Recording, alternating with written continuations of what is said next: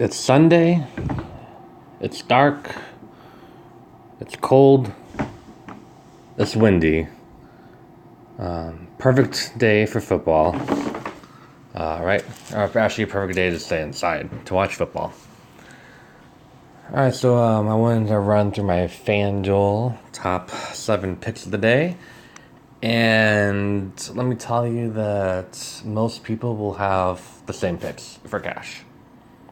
I'm not trying to differentiate anything. My first pick is going to be Mitchell Trubisky. Most people will have Beathard.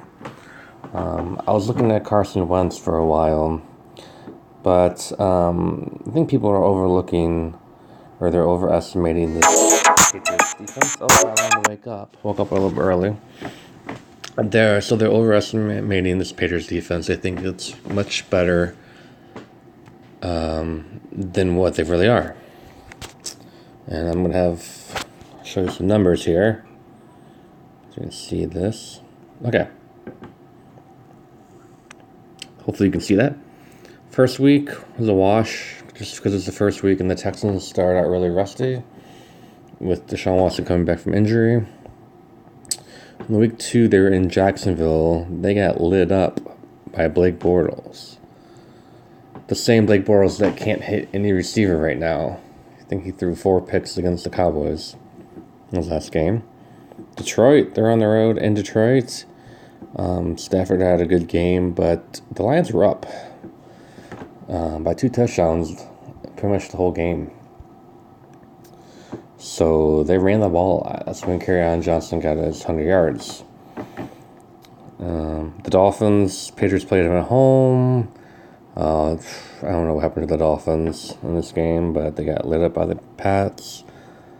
And then Andrew Luck came to town, and he lit up the Patriots in New England.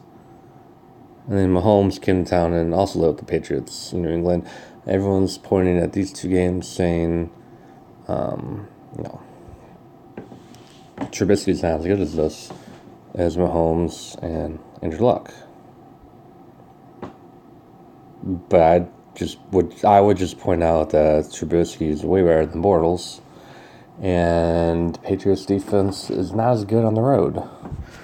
I'm not sure if they're just banged up or something, but heck, even Matt Patricia had these guys playing better last year. So let's go back to this. Trubisky. Next up, I have Chubb. I passed on. I faded on him in DraftKings for now, but he's cheap. He's placed among the backups because of the high trade to Jacksonville this week.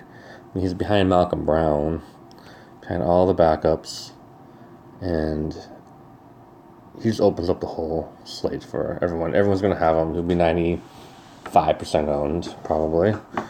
You're hoping that he can run off a 50-yard run and maybe catch a couple passes and maybe fall into the end zone at least once. But really, if he somehow comes up with 8 to 10 points on FanDuel, it'd be good enough.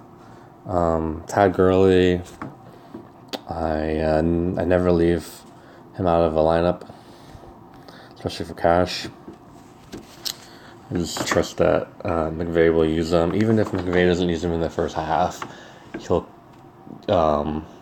just draw up like 4 or 5 straight running plays or throw him the ball 3-4 times to start the second half. So he realizes that he needs to use them a lot for the Rams to win, especially with Kupp out. The next 2 guys, Carson and Thielen, they're going to be heavily owned.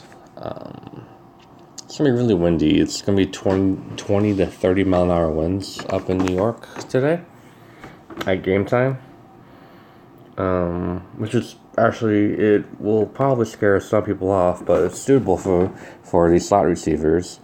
Thielen is basically a running back, catches last screens and quick hits to him, and Curse is going to be in the slot. So Thielen, the Jets secondary is a mess.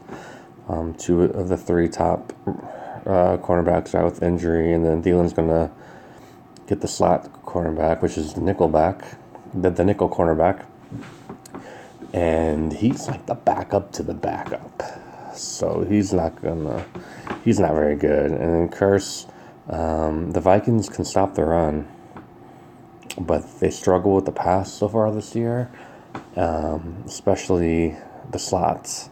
I think they're like the 5th worst defense covering the slot receiver. And then Robert Woods, I really like him. I think he's my favorite receiver player for the day. I really think that not too many people are going to play Thielen and Woods together, just like they didn't play Gurley and MG3 together the last 2 weeks. So I feel like having these 2 receivers together will differentiate my lineup from everyone else. And I just showed you the rest of my lineup. I didn't mean to scroll down that far. So these 2 plays, Curse and Thielen, will really differentiate my lineup from everyone else's.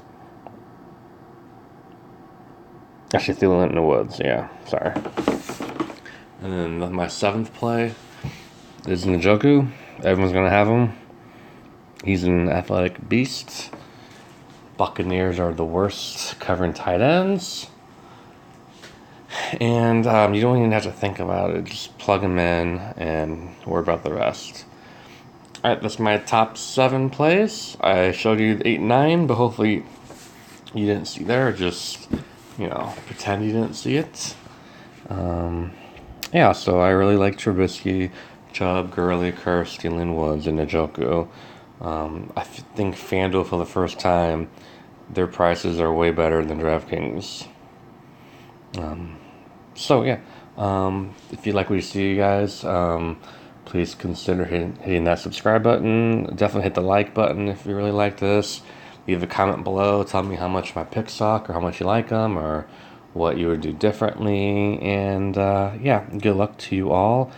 And I'll see and talk to you guys probably tomorrow, Monday. All right, guys, good luck.